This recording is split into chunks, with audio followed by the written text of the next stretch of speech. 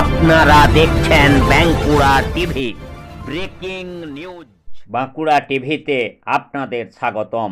বাঁকুড়া টিভির chief editor the tiger journalist দাদা উত্তম দে তুলে ধরছে পশ্চিমবাংলার ফালাকাটার একটি গুরুত্বপূর্ণ ব্রেকিং নিউজ। পশ্চিমবাংলার ফালাকাটায় কেন্দ্রীয় শিক্ষা প্রতিমন্ত্রী সুকান্ত মজুমদারের নেতৃত্বে সংকল্প পরিবর্তন যাত্রা, এবং এই সংকল্প পরিবর্তন যাত্রাকে ঘিরে ফালাকাটায় মানুষের মধ্যে উন্মাদনা। প্রায় লাখ লাখ মানুষের মিছিল এই কেন্দ্রীয় শিক্ষা প্রতিমন্ত্রী সুকান্ত মজুমদারের নেতৃত্বে। আর এই লাখ লাখ মানুষের মিছিল বলছে 2026-এ পশ্চিমবাংলায় পরিবর্তন আসবেই, মমতা ব্যানার্জি থাকবে না। এটা আমার কথা নয়। পরিবর্তন যাত্রায় মানুষের যে লাখ লাখ ভিড়, মিছিলে অংশগ্রহণ, পদযাত্রায় যে অংশগ্রহণ, সেটাই কিন্তু বলছে।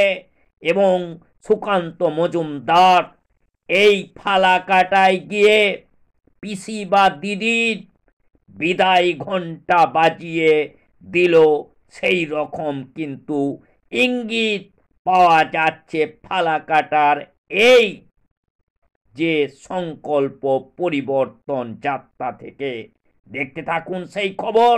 একমাত্র প্রতিবাদী চ্যানেল পশ্চিমবাংলার বাঁকুড়া টিভির পর্দায়।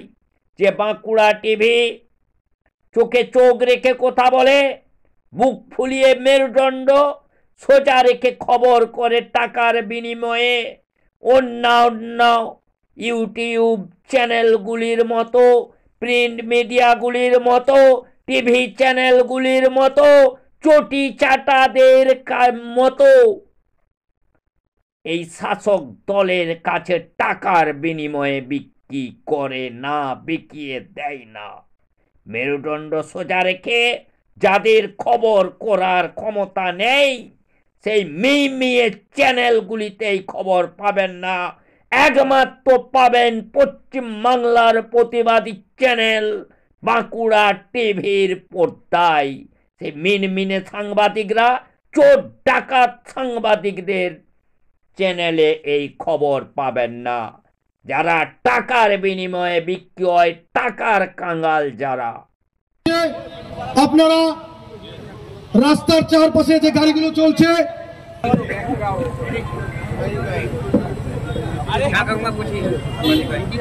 আমরা রাস্তাগুলো সঠিকভাবে দেখাশোনা করব, যাতে গিয়ে গাড়ি যান চলাচল সঠিকভাবে হয়। এবং এটা আমরা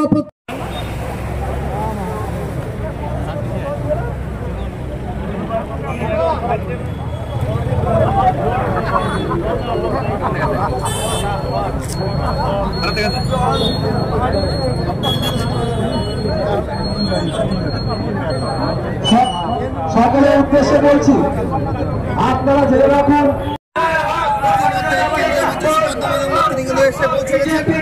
ছবিটা কিন্তু আপনাদেরকে দেখাচ্ছিলাম।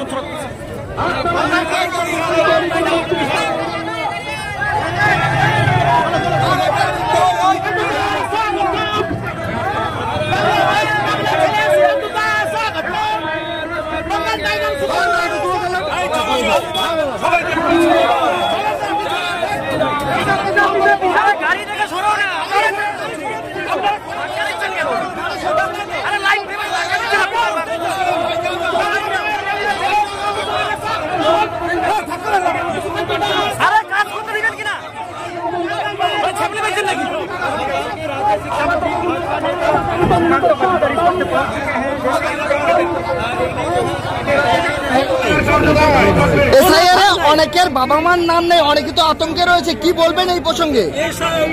আমি বলছি কোনো আতঙ্ক কারণ নাই।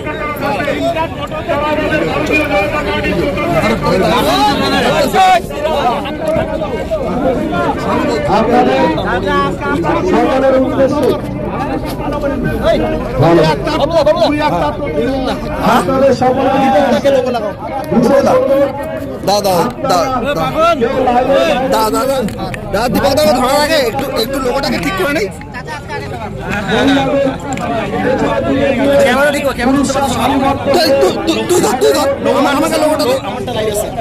আমাকে লোগোটা দে, তুই ক্যামেরাটা দাও, ক্যামেরাটা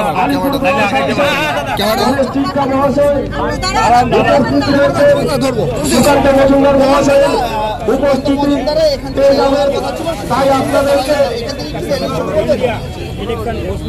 আমাদের র্যালি এখান থেকেই শুরু হবে। উনি একটু পাশে হোটেলে ঢুকেছেন, উনি একটু অসুবিধা হয়েছে, তার জন্য একটু হোটেলে ঢুকেছেন, তিনি ওখানে ফ্রেশ হয়ে নেবেন, উনি আমাদের সঙ্গে চৌকো দিতে। দাদা বলছিলাম, রাজ্যের মুখ্যমন্ত্রী এসআইআর নিয়ে যেখানে বিরোধ করছেন সেখানে সম্প্রীতির ছবি দেখা যাচ্ছে। ভারতীয় মুসলিমরা বলছে এসআইআর নিয়ে কোনো সমস্যা নেই, কি বলবেন? এসআইআর নিয়ে আসলেই তো যারা ভারতীয় তাদের কোনোই সমস্যা নেই।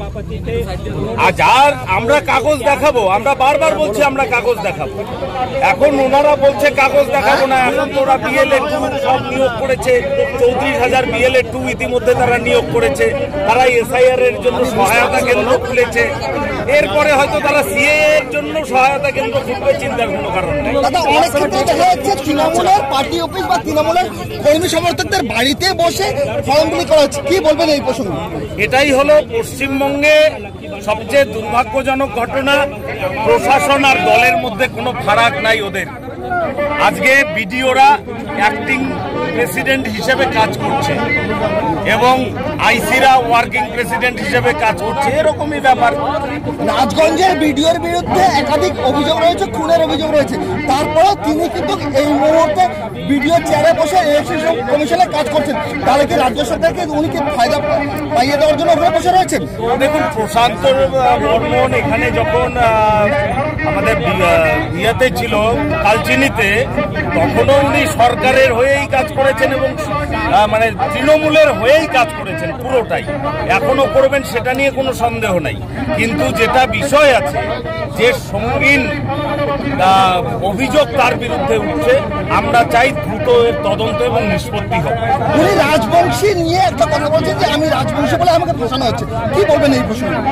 দেখুন, উনি অপরাধী যদি হয় তাহলে আমি যেটা বললাম যে দ্রুত তদন্ত হোক এবং এই ঘটনার নিষ্পত্তি হোক, যাতে কোনো রকমের বিভ্রান্তিকর পরিস্থিতির সৃষ্টি না হয়। থ্যাংক ইউ দাদা। সুকান্তবাবু এখানে জানালেন না, চলে গেলেন, উপস্থিত রয়েছেন, কি বলবেন?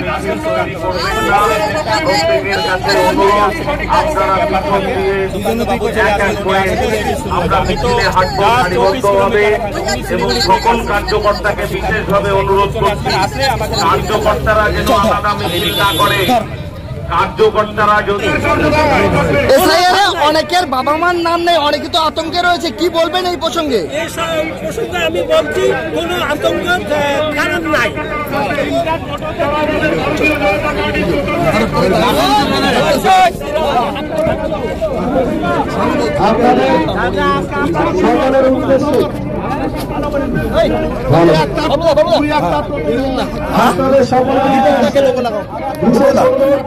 দাদা দীপক দাকে ধরার আগে একটু লোকটাকে ঠিক করে নেই।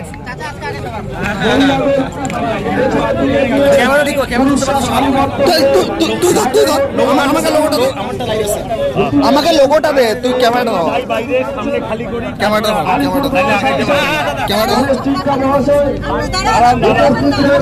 ধরবো।